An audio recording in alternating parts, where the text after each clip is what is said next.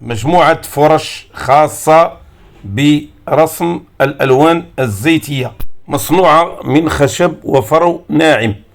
الألوان الزيتية هذا نموذج من ماركة اللي غادي نستعمل في هذا الفيديو، ثم الماء الوايت سبيريت أو التوربانتين لتليين الصباغة وغسل الفرش، زيت الكتان أو الويل دولا كيف ما كتشوفوا، ماركة إيطالية جيدة. ممكن استعمال هذه المادة لتليين الصباغة كذلك، ويمكن كذلك نخلطها مع التوربانتين باش تلين ليا الصباغة. غناخد واحد الكمية باش ندير طلاء على اللوحة في البداية باش يساعدني الطلاء على تليين الصباغة.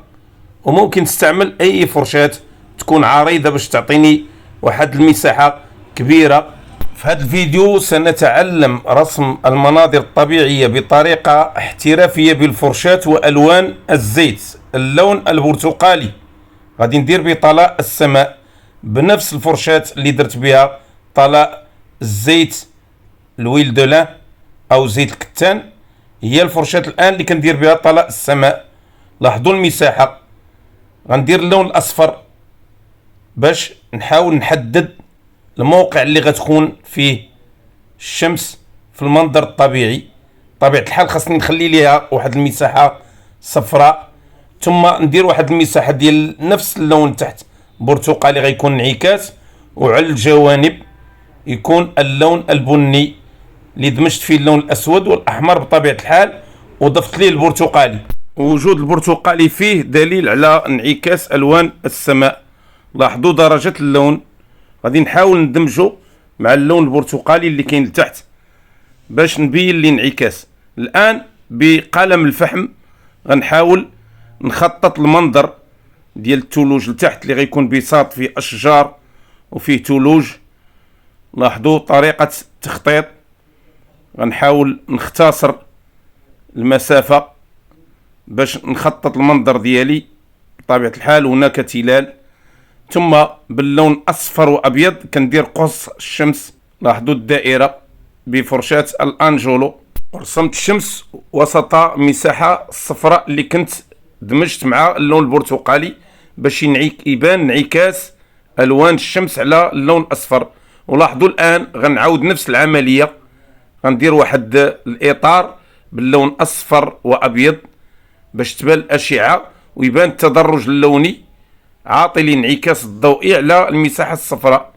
الفرشاة الانجولو مرة اخرى نفس اللون غنديرو لتحت باش يعطيني الانعكاس المباشر ديال لون الشمس في المساحة ديال البحيرة اللي دايرة بالمنظر ومحيطة بالمنظر.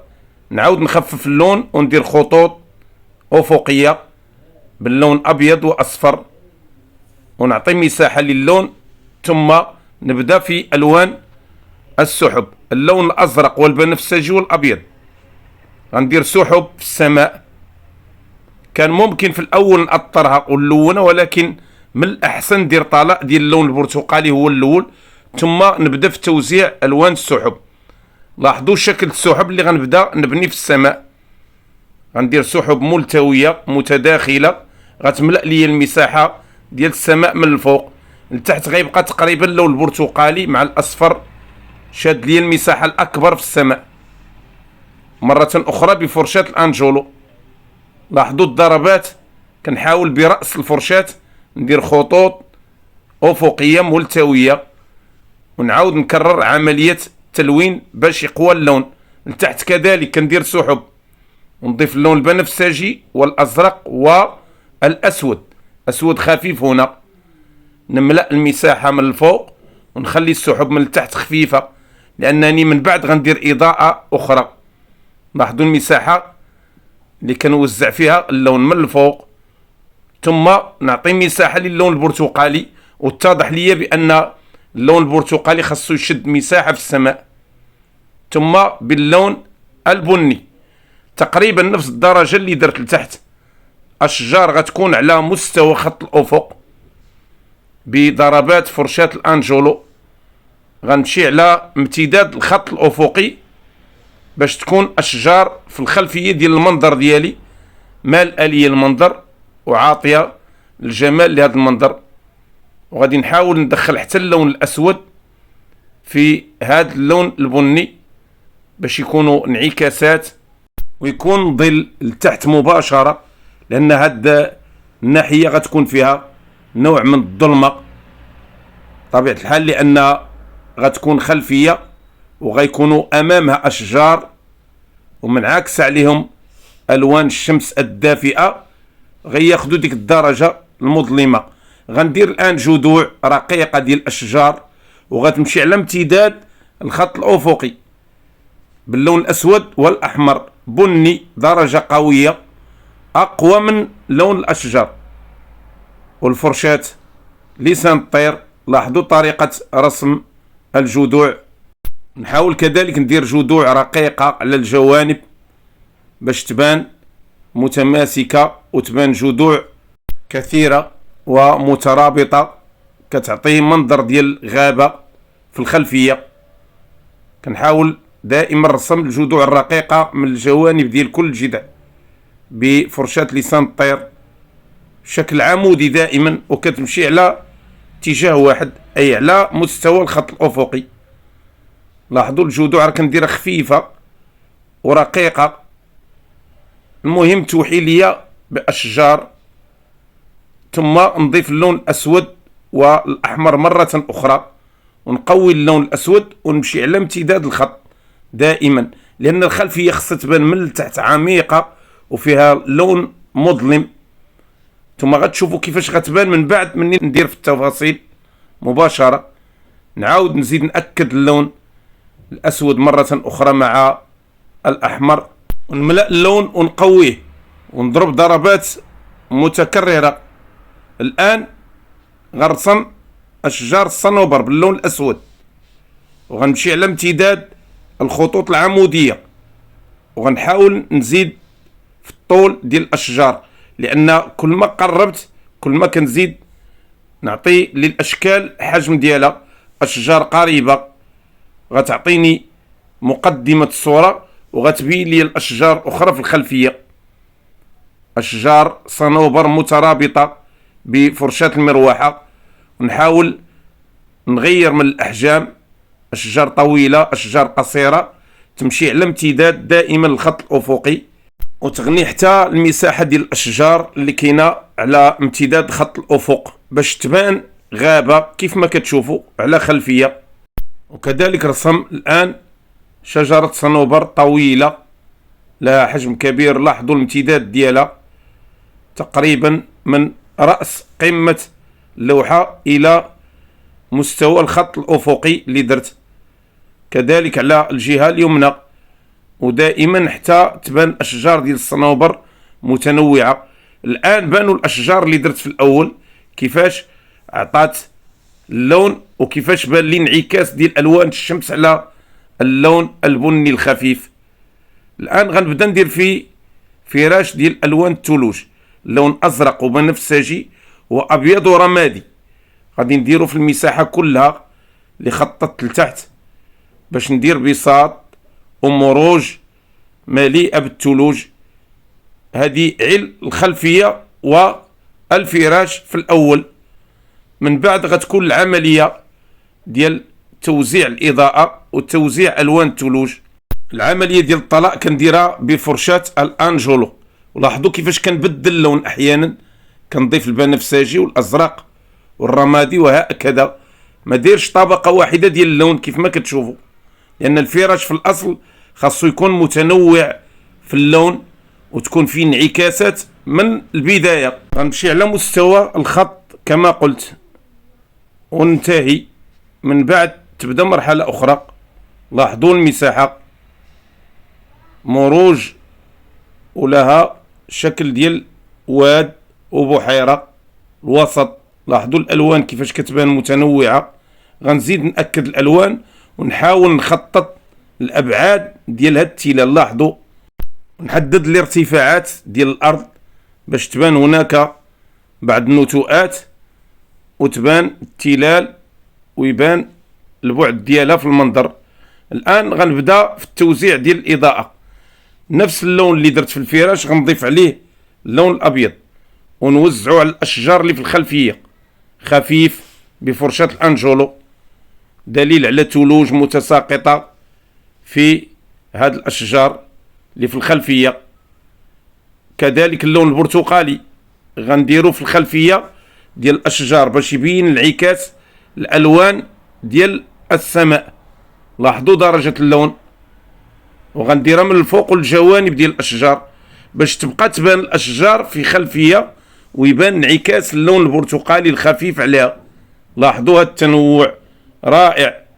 ثم ندخل باللون البرتقالي في ألوان السماء درجة أخرى. اللون البرتقالي الأول درته خفيف، هذا درته قوي شيئا ما، ونوزعه بسحب تكون متوازية مع السحب الأولى. ثم اللون الأبيض والأزرق والبنفسجي غنديرو من التحت وندخل بسحب في اللون الأول اللي درت بفرشاة الأنجولو باش نعطي إضاءة لألوان السحب. لاحظوا درجة اللون، خليط من الأزرق والبنفسجي والأبيض، وقويت اللون الأبيض هنا باش ندير إضاءة وتبان والانعكاس ديال ألوان السماء يبان على السحب. غنمشي بنفس الطريقة على السحب كلها تقريبا، ثم ندمج اللون. الآن اللون الأبيض نعاود قرص الشمس باللون الأبيض باش تبان الشمس وتبان القوة ديالها، ونبدا نوزع في ألوان الثلوج على أشجار الصنوبر بنفس اللون اللي درتو في الإضاءة ديال السحب. تقريبا غنضيف ليه البنفسجي خفيف فقط ونديرو على الجهة اليسرى لأن الانعكاس ديال ألوان الشمس. لاحظوا المركز اللي كاينه فيه الشمس كيفاش غادي ينعكس على الأشجار اللي في المقدمة ديال الصورة، كذلك الأشجار الأخرى. وشجرة الصنوبر الأوراق ديالها مسطحة أفقية جميلة في توزيع الألوان، لذلك كنستعمل فرشاة المروحة باش نوزع ألوان الثلوج الجهة اليسرى أو الجهة اليمنى، عفوا بالنسبة للأشجار اللي في اليسار اللون الأبيض، واللي في الجهة اليمنى اللون الأبيض على الجهة اليسرى. نحاول دائما ننسق ما بين الألوان. اللون أصفر وبرتقالي وأبيض بفرشاة المروحة غنبدا نوزع في الإضاءة. ولاحظوا هذا اللون راه استمديته من ألوان السماء، ولكن خففته باللون الأبيض لأن كيف ما كان الحال راه لون ثلجي غيكون الانعكاس ديال الألوان البرتقالية، ولكن لون ثلجي بالتالي غيعطينا هاد الدرجة ديال اللون البرتقالي خفيفة مع الأبيض. بطبيعة الحال راني ضفت لي اللون بنفسجي وأزرق خفيف عطاني هاد الدرجة. ولاحظوا التوزيع يعطيني الشكل ديال الثلوج والانعكاسات الضوئية في المنظر.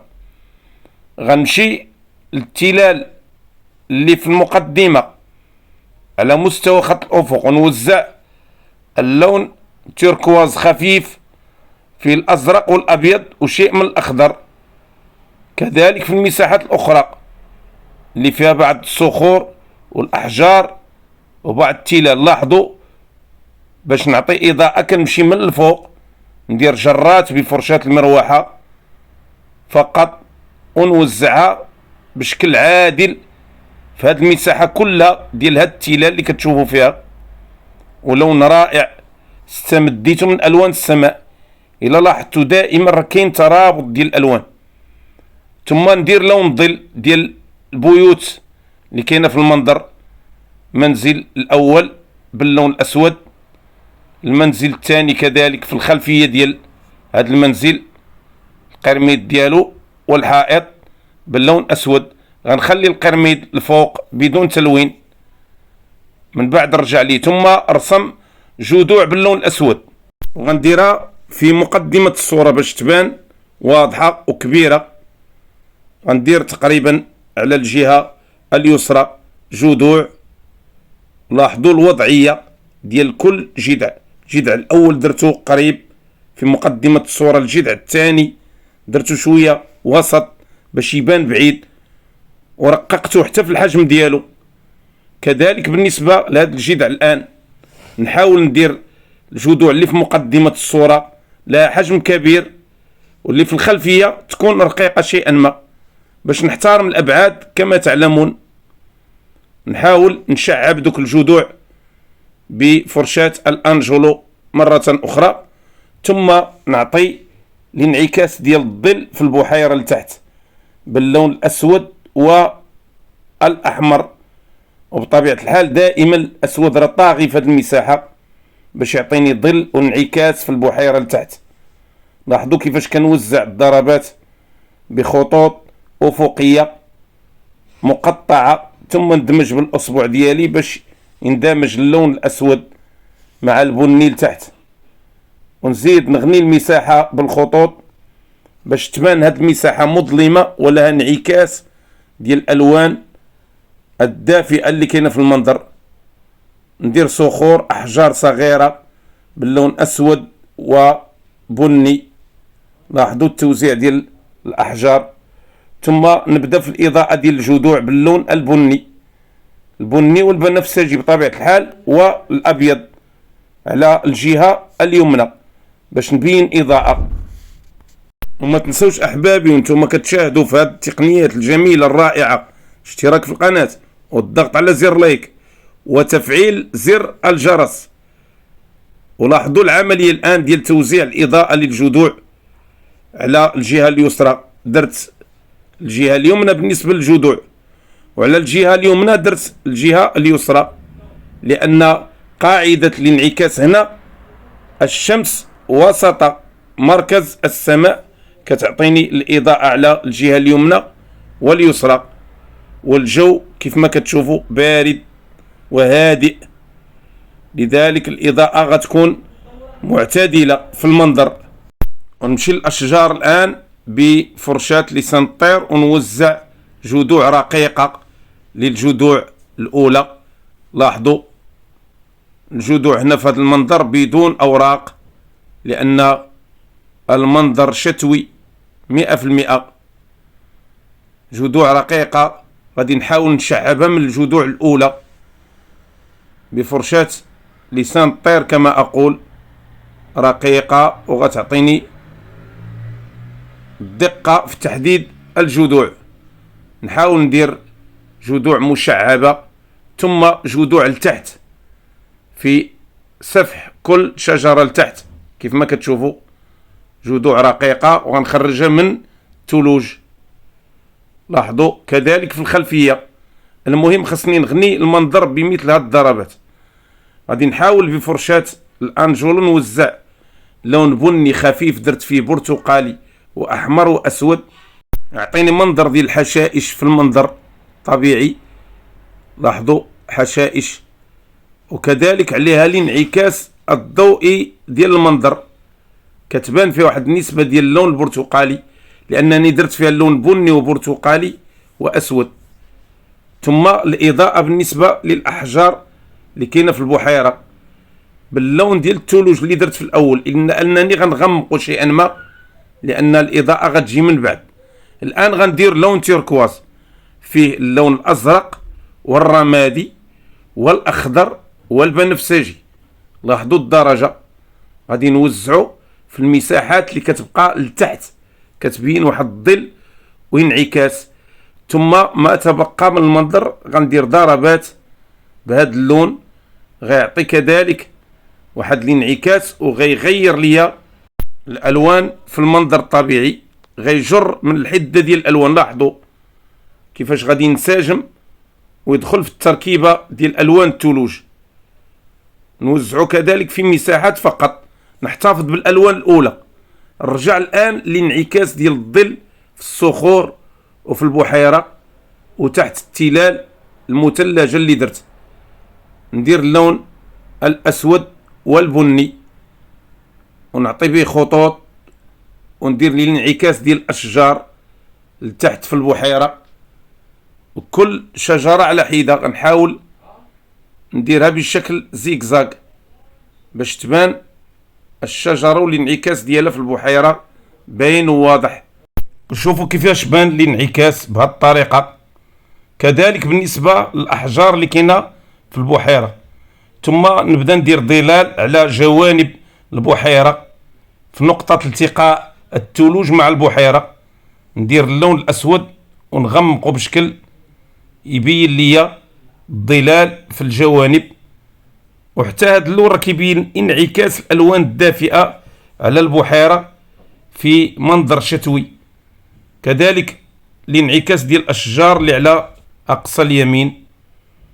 ثم نبقى نوزع الخطوط المقطعة الأفقية اللي غتبين لي الانعكاس وتبين لي حركة المياه في المنظر، مع أن المنظر دافئ وهادئ لأن هناك حركة خفيفة في المياه كتبين لي هاد ضربات حركة. ثم نوزع كذلك في أماكن الجذوع اللون الأسود باش ندير ظلال في الثلوج، وتبان كذلك بعض المناطق مظلمة ما بين الحشائش والأشجار. نوزع اللون الأسود بخفة. الآن غندير اللون الأبيض والأزرق والبنفسجي في الجذوع باش نبين ثلوج كذلك لاصقة في جذوع الأشجار ومنسابة على الجذوع. لاحظوا بطرف الفرشاة كنحاول نوزع اللون بشكل سلس، نحاول نجر الفرشاة وندير لها شيء من الرتوشات وضربات خفيفة باش تبين لي لون الثلوج في الجذوع. لاحظوا وحتى اللون راه نفس الطبقة ديال الألوان لتحت كيف ما كتشوفوا باش تبان ثلوج ولها انعكاسات ضوئية من نفس المنظر. ما يمكنش ندير اللون الأبيض لأن الانعكاس الضوئي كيعطيني الألوان الدافئة في هذه الجهة. غندير القرميد ديال البيت باللون أبيض وبنفسجي وأصفر وأزرق. لاحظوا درجة اللون. نضرب دائما بطرف الفرشاة ونبين الإضاءة والثلوج المنسابة على المنزل. لاحظوا بطريقة خفيفة نحاول نجر جرات باش تبين لي الثلوج منسابة على جوانب البيت والحائط. لاحظوا. ثم الخلفية ديال البيت كذلك لون القرميد باللون بنفسجي وأزرق وأبيض. لاحظوا وأخضر كذلك وبانوا البيوت الآن. ثم نفس الطبقة ديال اللون غنضيف عليها البني ونوزع إضاءة هنا بخطوط مقطعة أفقية غتختم لي ما تبقى من الضربات ديال المنظر. غتبقى الخطوة الأخيرة هي توزيع اللون الأبيض على المنظر كامل باش نترجم إضاءة الثلوج في هذا المنظر. لاحظوا اللون البني والبنفسجي والأبيض كيفاش عطاني لتحت وكيفاش بين لي هذا الانعكاس الضوئي. الآن اللون الأبيض بفرشاة المروحة. لاحظوا التوزيع ديال لون الثلوج أو لون الإضاءة الأخير في المنظر وكيفاش غيترجم لي الألوان الجميلة ديال الثلوج في المنظر، وغيغني لي حتى الانعكاسات والنتوءات ديال المنظر والإضاءات اللي كاينة في الثلوج. لاحظوا اللون الأبيض رائع في تحديد ألوان الثلوج والألوان المنعكسة على هاد التشكيلة ديال الألوان. الصخور تحت من الفوق لون أبيض غتبين لي الوضعية ديالها والإضاءة القوية، وكذلك ما تبقى من الأحجار والتشكيلات والضربات الخفيفة غنهي بها هذا المنظر الطبيعي. ندير بعض الرتوشات وفينيسيون للمنظر كما هو معتاد، إضاءة بالنسبة لأشجار الصنوبر وضربات للجذوع وضربات في البساط ديال المروج غتعطيني التحديد الأخير للمنظر. وبهاد الضربات وبهاد التقنيات كنكون نهيت المنظر الطبيعي ديالي. كنتمنى من الله تكونوا استفدتوا من كل خطوة في هذا المنظر. وحتى عشاق رسم الزيت اليوم جيتكم حلقة مميزة. فلذلك ما تنساوش الاشتراك في القناة والضغط على زر لايك والبارتاج بين أحبابكم وأصدقائكم. استودعكم الله، السلام عليكم ورحمة الله وبركاته.